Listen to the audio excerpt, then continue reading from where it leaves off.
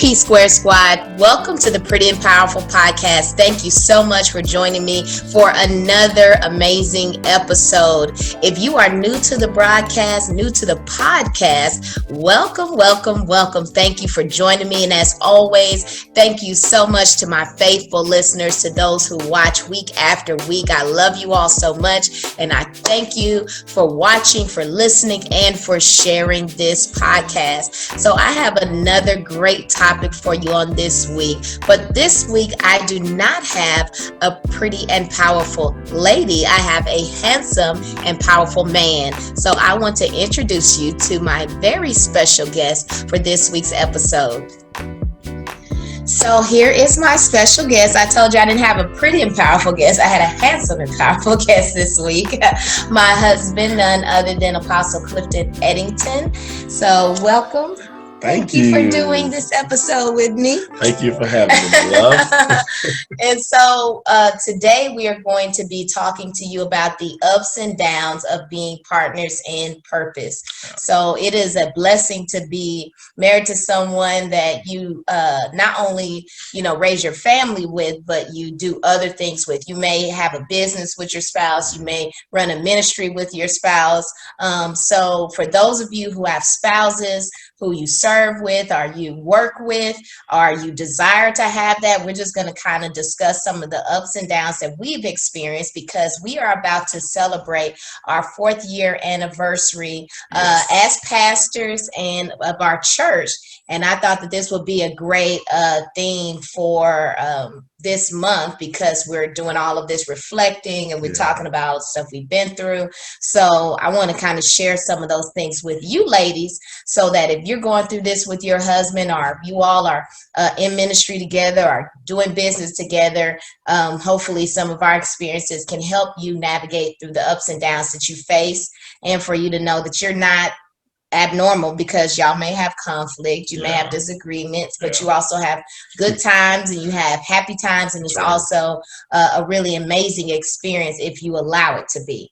So that's what we're talking about on today. So do me a favor, go ahead and click that share button, or share it, share this podcast, the audio version or the video, because I know there's some other people that can use this conversation.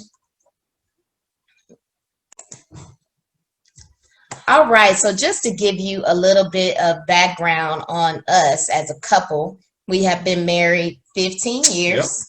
We have 3 kids. Danielle, y'all met Danielle. She's done a podcast with me. She's 14. And then CJ is 9. And our youngest, Samantha, is 6. My poo. And we have served in ministry. We answered our call in ministry around the same time. We began really doing ministry together. So we've always done ministry together. So this isn't anything new for us. We began this journey together, and then God called us to start a church. So we've been doing this for a long time. What do you think has been probably one of the most challenging things that we face in serving ministry together? I would probably say just the balance between ministry and home. And one of the tendencies is, since we are together a lot, to allow those things to cross over, right? Probably the separation and having home time kind of separate from ministry time, to where we're not always, even at home, just ministry, because we love it. It is our passion. Like I said, something we've been doing a lot, been doing for a long time. And so I would probably say, to help from going into burnout mode, having that time where we can, when we're at home, just really kind of pull back, pull away, and just relax. I don't think we're always successful in that. No, that's especially once we tough. Began pastoring. You know, it's tough. Like, it was tough when we were just ministers, but when we began pastoring, it's like that line is really blurred. Everything's intertwined. We can be watching a movie and then be like, "Did you send that email?" Right, and laying down, chilling, and you know what? We need to think about X, Y, and Z. And talk about this, that, or the other. Schedule a meeting. So we're not always successful at that, but I mean, we try to make it work, especially if we're on vacation. Right. Like that's really, really intentional about not talking about We it. tried this last time away we took. We really put forth a concerted effort to say, okay, you know what?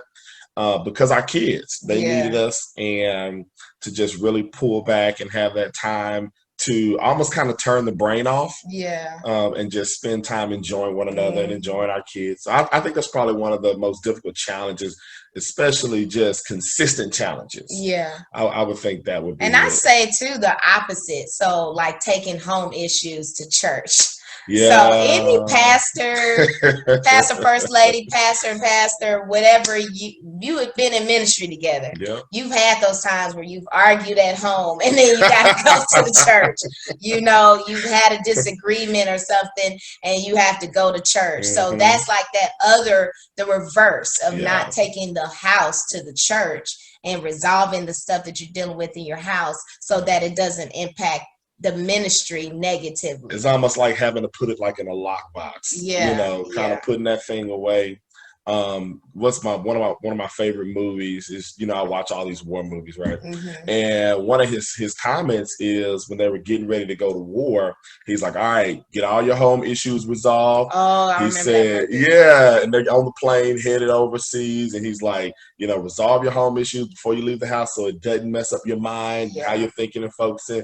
He said, put it in a box, get the key, and lock it down. You know? And that's kind of what we have to do when we're kind of dealing with things at home but have to go minister to people. So. Yeah, because y'all know y'all do it. I mean, don't front. Even if you're not a pastor, you may be headed to church arguing, and then you come to church.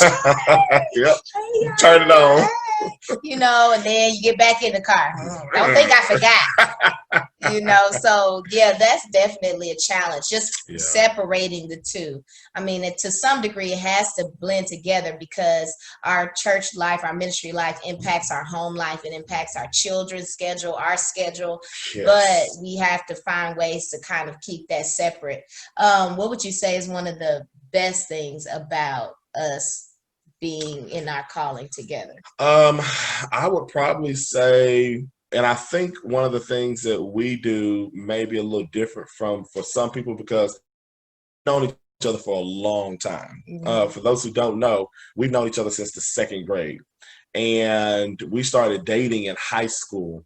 And even in high school, we were in choir. And we were in dance choir, right? Show so choir, we're going to put that out there. I did do dance choir. Show choir. And, you know, that was struggling in of itself, juggling that with sports. But we did. I loved singing. I loved choir. And not only that, I got to spend time with you. And so, y'all, when we were like not dating yet. We kind of was just seeing how we liked each other. We both got the lead roles in Little Shop of Horrors. So do not look for that tape. So we were lead roles in Little Shop of Horrors. So we're singing to each other and that. I was suddenly Seymour. Yeah, you were Seymour.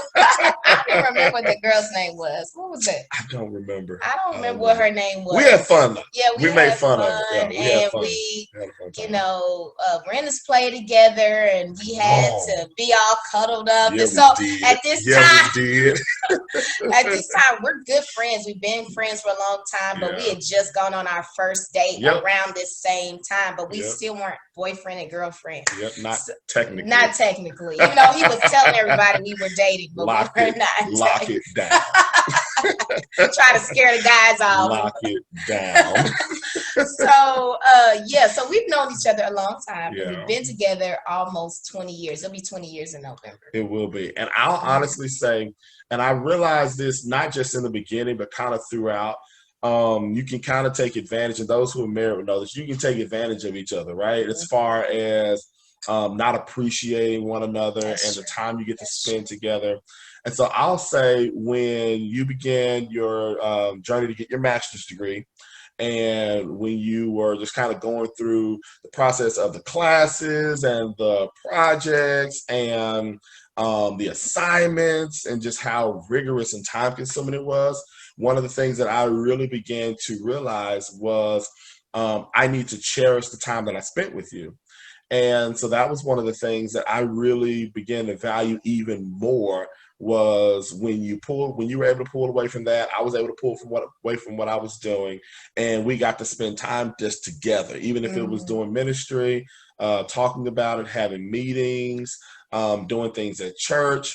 And sometimes I would kind of veer off course just because I wanted to, relate with you, and just spend time with you. Aww. And so, I mean, give me a little brownie point there. No, but I would think for me, that is one of the benefits and one of the perks of being able to work together. Yeah, I agree, because had we not been doing ministry together, and then I was in school and all of that, we would be apart even more. Yes, a lot. Yeah, so that does give us the opportunity to be together more. I was traveling a lot with business. Yeah. Yeah. And so, yeah, that is definitely a benefit, a major benefit, is that we get to spend time together. I think another benefit for me is that I just feel like we connect on a different level because of this calling. I always say I wouldn't want to do this if I wasn't doing it with him. Like I don't think I would find the same pleasure or joy in it. And of course, we find our joy in the Lord and in pleasing and doing the will of the Lord. But I think it's a different level when you're able to do it with your spouse. Yeah, well, and I can derive it too, or I would rather derive it from even the Garden of Eden. How, God put Adam and Eve, and he, pulled Eve from Adam, and that's that instant connection, right? And that time spent is not just time spent to be together, but also to fulfill a purpose. Right. And I believe that it was very necessary, not only for them to be as husband and wife to journey in that purpose, but also in their purpose of fulfilling the call of God with creation, and in their assignment for bringing about the seed and the harvest, and expanding the lineage of their seed. And so I think that's one of the things that, as far as a married couple, if you really let God navigate your marriage and navigate your purpose and navigate even your job opportunities, your entrepreneurial endeavors, that there's always room, I think, in whatever you do for your spouse. Because there's a unique purpose that God designed you to be together for, and there are tools and there are personality traits that your spouse has that you may not have, that can benefit you in what you're doing. And so I just think that instant connection of being married, you automatically have, for married people, I want to say, so I don't want to put individual people out or single people out, but for married people, you have that instant connection. You got that instant somebody who can, automatically help you with what you're doing. I think we're different in that we always kind of see things as a family affair. Even if it's your vision and your passion, I've never said like, oh, it's just your business. Because I know that, for one, it's going to impact our entire family. Our entire family has to sacrifice for the success of whatever it is either one of us do, whether it be individually or collectively. And like you said, I feel like each of us have gifts and talents and abilities. And I'm not going to sit here and watch you struggle and say, oh, well, that's just your business. If I feel like there's something I can help you with, or vice versa, if you see me up late or you're up late working on something that I know I can help you do it, I'm going to do that. I never just feel like it's good for a spouse to just separate themselves from whatever the spouse is doing. I understand we want to respect our spouse's space and know, like, okay, this is their baby, this is their vision, so they are leading in developing this, and this is their calling, maybe in that specific area. But I would never just say I don't want anything to do with that.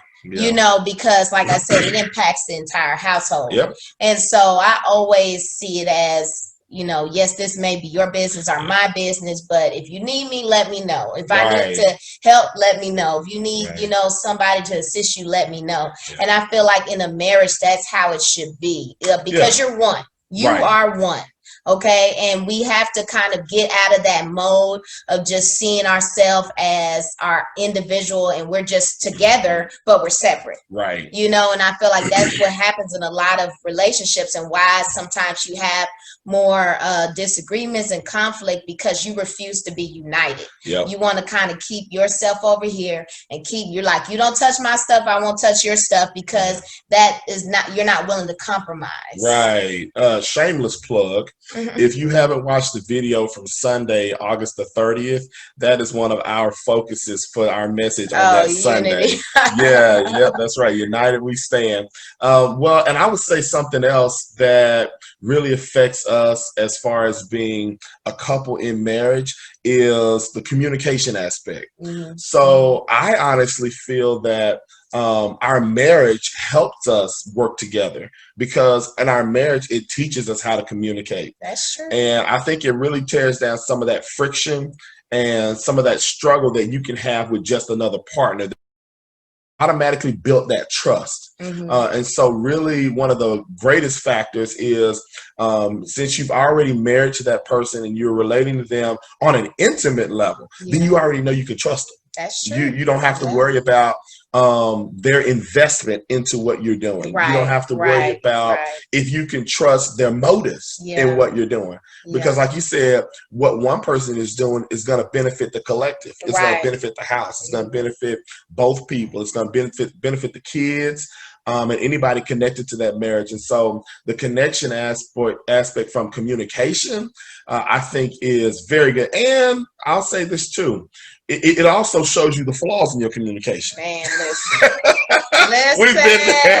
When we first started our church, my God, like we definitely had to learn to communicate better, but also I think to respect each other's lane. That's true. That was the most challenging thing, is really defining what is my lane and what is your lane, what's your strengths and what's my strength, and can we just learn to trust each other to do the thing that you do well, and then do the thing that I do well. So that's one of the biggest obstacles you go through when you're building something as husband and wife, whether it be a business or a ministry, is just determining who does what, who focuses on what, whose strengths and weakness, what your strengths and weaknesses are as a couple, and learning to trust each other that you're going to do your part and I'm going to do my part. And I think that in the beginning was it was like micromanaging each other, and we crossing over, and then too many checks and balances. I think once you get to a certain point, it's just like, okay, and we actually just had like a little spat not a few days ago over this, and just like, okay, fine, I'm not gonna check in with you anymore. I'm just gonna do what I do. You do what you do. You know, do you, boo boo? Yeah, it's like we're now past that point of always having to check with each other about things, and just saying, let's just go forward. I think it too, because we have identified what we like, and we've identified direction, we've identified strategy. And it took time to build this, right? It's not like it just happened. When we first started, we were still trying to identify ministry-wise who we were, and we were trying to identify culture, and so that affects the creative process, because your marketing speaks to your culture. Your marketing speaks to your language and who you are, your identity. And so once that out, and we understood how to evolve that and continue to cause it to mature and grow, then we were really able to push away from the constant check-ins back and forth. Like, we have our meetings regularly, that's great, but like you said, with the assignments of what this person does and what that person does, the necessity of micromanagement or constant check-ins is really kind of negated. We have to let that go to move forward, because then it gets agitating, you know. And so that's another thing, is just getting to a place where you really define each other's role. And I think when you define that, then that also protects you from comparison, or even not comparison, always just comparison, but also like I guess keeping score of like how much I'm doing and how much you're doing. That's comparison. Comparison. comparing the measure of what you're doing to somebody else. Yeah, I can see that. yeah, because I mean, there are always going to be times where one of us has to do more than the other. Right. Because for one, it may be more in the lane of our responsibility for a specific thing, you know. So if you're the one that handles that area and that's what's going on right now, you're going to be doing more than the other one. Or if the other person has something going on like school or business, then we have to be able to supplement the time and the energy because they're carrying something else, you know. But I think that's another benefit though too, is being able to help juggle. Because if it's just you, then you got to manage the business, you got to help manage the home, and you got to do everything in the business. But with us sharing that load, we're able to distribute it. And if one person has to do one thing, we say, okay, well, I'll do this, and vice versa. But I think too, something else that was problematic, but that we had to learn to do was handle critiquing one another. Look, we're still learning. We're still learning that struggle goal. I think we're still learning that, because when someone's giving you constructive criticism, it can be tempting to try to find something to criticize them about because they're criticizing you. Even if it's not really valid. And take it personally, and then take it from the business aspect into your personal aspect. So we're talking big here. You know, church is a ministry, but it's a business as well. We have to run it as a business. We have to grow it. That's right. And guess what? A lot of times church is harder because you're trying to get people to serve and they're not getting paid. Right. You know, most of the people that serve and help you with the ministry are not getting paid. That's you have a business, you're paying people. That's right. You know, so it takes even more work and more vision to be able to motivate people to help you grow a vision for, you know, all for the glory of God. That's right. And so you have to run your church in a professional manner. And then, you know, when we're talking to each other and saying, hey, these are some areas we need to improve in, or you can improve in this area. And then we have that disagreement, and then now the business has you take it off and you're putting on your personal hat. You offended. Yeah, like still offended. No, like you're not my husband right now. Still offended. I'm still mad at you. Right. Not just gonna shut it off. Right. And it happens in business where you don't always see eye to eye. But you gotta learn. Well, I think we have to actually have that conversation and say, you know what? Business is business, family is family. And we had to draw that dividing line to say, okay, when we're doing business, like you said, put the business hat on, let's handle it. And then when we're not, let's not. Sometimes they still blur, but I think having the mutual understanding of, look, nothing personal. Oh my gosh, years ago, I was dealing with a client, and I mean, it just got so frustrated. And I had actually one of the executives from the company kind of eavesdropping on my conversation. And then after the conversation was over that I had with the client, he walked in, he said, look, don't take it personal. He said, business is business. Never take business personal, because then it affects the way you handle business. That may be an individual that you may need later. That may be somebody who's past, you know, like say, don't burn bridges. You don't necessarily see eye to eye at the moment, but that just may be that temporary conflict that you just got to learn how to work past. But I think that would be, if I would give advice about business and this type of relationship, is don't take business personal.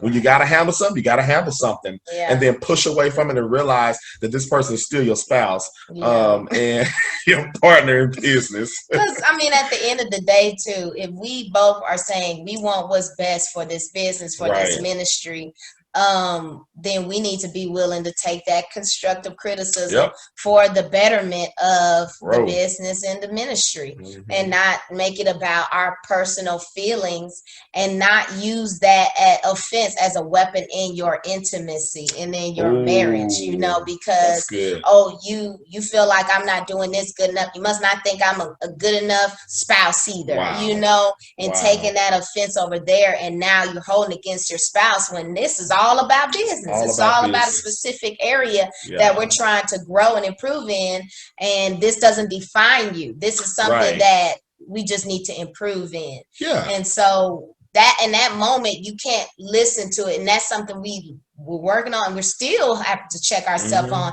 that you can't hear it as your spouse telling you that. You have to hear it as your business partner who is saying this is what needs to be done for the business, or this is how I feel we can improve, and not say it as, oh, well, my spouse is telling me I'm not good enough. Right. You know, so we have to be careful how we hear, and that we clarify those boundaries between our professional life and our home life, because it will like start to poison. It'll leak slowly, you know, into your personal life. I think one of the things we did to help resolve some of that and to help keep us organized and structured to keep business is, even in our meetings, though we're husband and wife, I think sometimes husband and wives can make their business relationship too casual. That's true. When you're in the workplace, when you have a meeting, you have an agenda. You take notes, but at one point there was a tendency where we weren't doing that, and we couldn't recall certain information. We would blame one another. We would not have everything organized the way it should be, because you're comfortable with this person and you can just kind of let the walls down. And I think it's very important to still keep structure regardless of your relatability with that person and how you relate to them. And I think it just really maintains a good flow and an easier adjustment coming in and out of business to home, marriage to, you know, work partnership. If you keep that same structure, when you have meetings, have an agenda, discuss things, bring up problems, solve the problems, take meeting minutes, take notes, assign tasks. We did that started to help. But I think just keeping that professionalism in business, even when it's with your spouse, helps us. I think that's good advice. What advice would you give to couples who are building multiple things at the same time? Like, especially if they're both like launching businesses at the same time, because that is, we're there now. We're there now. We have several things going on. So what advice would you give in order for them to to maintain peace and love and you know, all of that good stuff in their relationship? I would probably say what we have coined as the golden rule. Do unto others as you have them do unto you. And the reason is because as people, you know, we've preached this. As people, your natural inclination and your natural tendency leans to selfishness. And it's not saying you don't want that other person to succeed, but you've got passions and dreams and goals and visions, and you want those things to come to pass and to fruition and to prosper. And so you can inadvertently have the tendency to put what you want ahead of the other person. Not to say that you don't have moments where it may be necessary where you focus more. But I would say that you don't take it that what you're doing is more important than what that individual is doing. So there will be times when you'll need to spend a little more time doing what you're doing, and understand that vice versa, when they're doing what they're doing, it's because they need to spend a little more time doing what they're doing. And the grace that you want somebody to give you, you've got to give somebody else. That's so true. That's so true. That's very true. And I think during that time too, you just have to be mindful of scheduling. You know, and really checking in with and saying this is what the household needs, versus just kind of doing your own thing and expecting the household to get on track. And that's something I deal with a lot. A lot of women come to me and they're like, I just feel like everything that I want to do goes to the back burner because I'm the woman and the mother, and I automatically get put all the children's responsibilities get put on me. And so I'm constantly counseling women on how to handle, you know, that frustration, that mom frustration of feeling like, how do I balance what my husband's doing, what I'm doing, and the kids stuff? And I think the biggest thing, and what I always tell them, is you have to talk to your spouse. Like, y'all have to come up with a plan together. And God bless the women, you know, whose husband isn't willing to do that. But you really have to come up with a game plan together, because you're both the parents. You know, of course, as moms, we tend to know more about what's going on in school. We know about the doctor's appointments. We do all of that stuff. But if there's times where you have a job assignment somewhere and your child has a doctor's appointment, work it out your spouse. See, they can take it, or the grandparent can take it, or take them to the appointment or something. But you have to try to work together and not just automatically feel like your other spouse has to sacrifice their thing all the time. You know, you are a team. And I think that's the thing we always have to remind ourselves as husband and wife, whether we're working together or not, is that we are a team. And everything that we're doing, even individually, like you said, is for the collective. It's for the betterment of our legacy, of our family. We were trying to create an inheritance for our children. But the thing is, we want to also create an inheritance of love and long-lasting marriage. That's true. We don't want to just be so focused on creating financial wealth and inheritance that we forget there's also a spiritual inheritance, and there is an emotional inheritance, and there is an example of successful marriage that we also want to pass down. So that means we have to prioritize our marriage over everything else. Right. You know, over all the business endeavors, the ministry pursuits. Even over the kids. Our marriage has to come first, and then everything else will fall into place. If you're good, your kids will be good. Always. That's our number one rule. If we're good, our kids are good. Your kids are not good when they see mom and dad having fights, when they see that they're not talking, when they see that there's tension in the house. Believe me, they know when there's tension in the house. And so you have to invest in each other first, then take care of your kids, and then all the other stuff, the businesses, the ministries, all of that comes after. And so work with your spouse as a team and try to, you know, plan things out the best way you can so that you all can win and nobody feels like they're getting the short end of the stick. That's true. It's tough. It's a balancing act, but you chose to do this. So I mean, you know, who you gonna blame? You did. I mean, and it's something that I, if you didn't do it, you would be unsatisfied, right? Because it's a part of your purpose. And so it just behooves you to find the best way possible to navigate that course. It's not going to be easy. Don't be fooled to think it's going to be easy. But one of the things we had to do, which honestly, I'll say really took some pressure off, is we took time to appreciate the milestones. We took time to appreciate what we'd already accomplished, just the small things. And it really helped us. It almost like rejuvenates you when you get overwhelmed or overburdened. And so really celebrating those milestones and learning to appreciate the accomplishment that you have succeeded in together. And I think it gives you a different outlook on one another, right? That when you celebrate with your partner, you want more wins with your partner. When you celebrate with your spouse, you want more wins with your spouse. And it kind of like bolsters that next phase and that next step that you're running into. I really feel that. I felt that when we began to do that more frequently.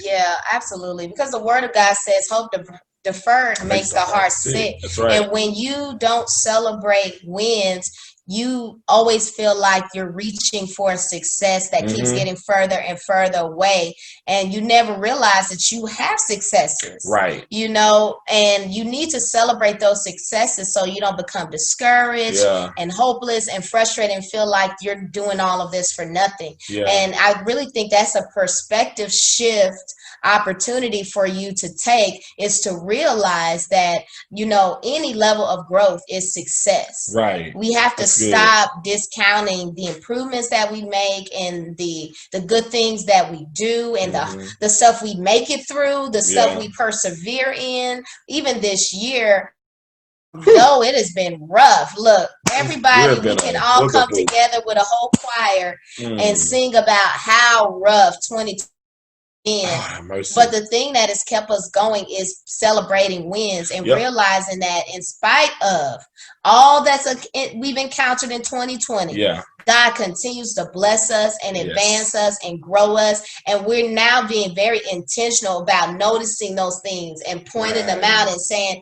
man, you know, we've accomplished this goal and we've done this. And this time last year we were here, but now we're here. You know, being very intentional about noticing and celebrating and thanking God, giving him glory. Because if you are a good steward over the small things, he'll make you rule over many. And if you can be grateful in the small things, God will give you even more And I'm very grateful about what God has done. And it's like you said, I think strengthened us as a couple, and it's given us that second wind that we need to keep going. So when you're building a business, especially when it's from scratch, because listen, like when you're building it from nothing, from your own bank account, from, you don't have no help, no loans, and you just have a vision that God's given you.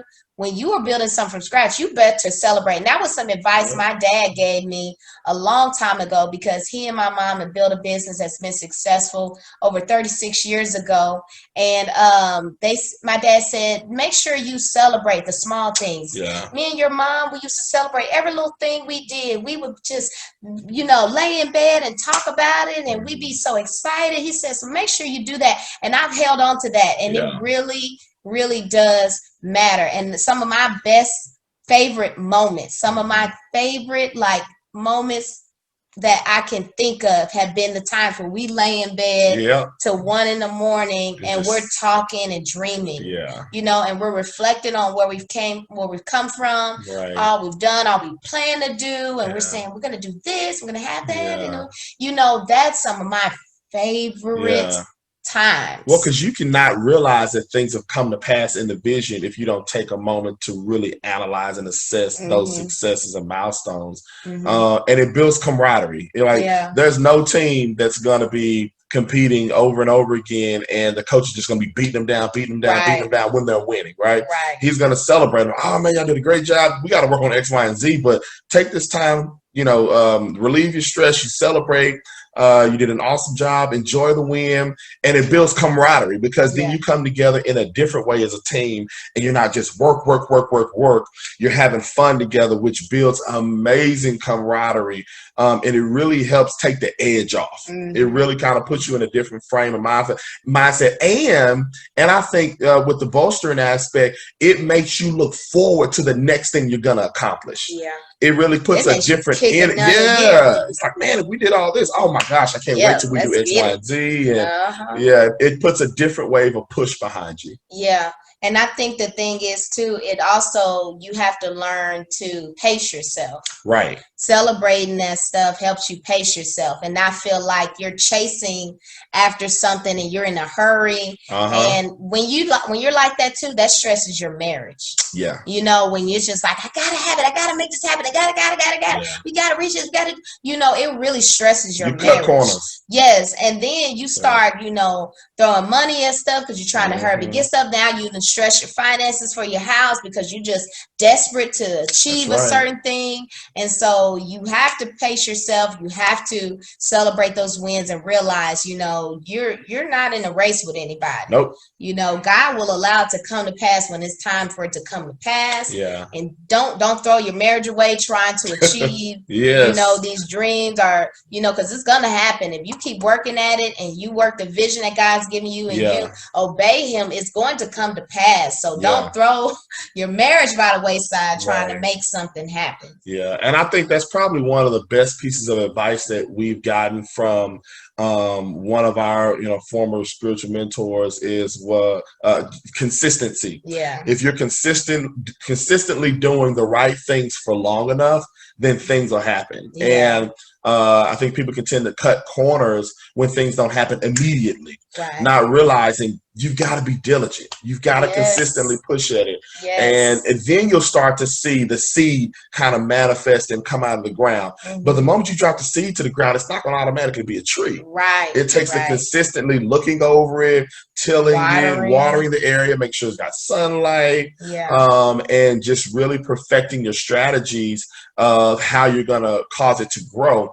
And that consistently doing the right thing for a long period of time always breeds success. Absolutely. Well, that is all that we have for you today. We could just talk your ear off on this topic, but I don't want to hold you too long. I know you got to get to work, or you have to get to doing stuff for your family. So if you weren't able to listen to all of it, hey, it's all right. Go back and replay it, listen to it again. Do me a favor and share this broadcast with other people that you feel that it will bless. And also, you can follow our ministry on Instagram at Liberate Dallas and on Facebook at Liberate Dallas. Our ministry is called Liberate Church. Yes. And so we would love for you to connect with us on social media.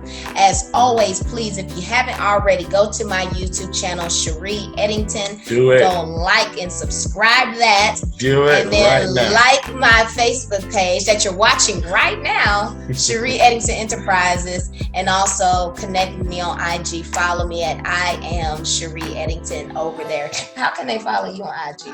Oh gosh, my IG handle is at Clifton_Eddington. He's hardly on IG. Yeah, He doesn't it's even remember. at Clifton_Eddington. He's not a big social media guy, okay? So that's why I said just follow the church. Don't ask me what my Facebook is. It's just your name, babe. Is it? Hallelujah. Hallelujah. But anyway, connect with Liberate Church and connect with me. I would love to get to know you better and to see your faces on these broadcasts as we have Sunday Encounter on Sundays at 10:15 and Wednesday Pour on Wednesdays at 7:15 p.m. Yes. But thank you once again for joining me on another pretty and powerful podcast. And don't forget, ladies, you have the right to be both pretty and powerful. So don't just walk in it, honey. Strut. I will see you on next week.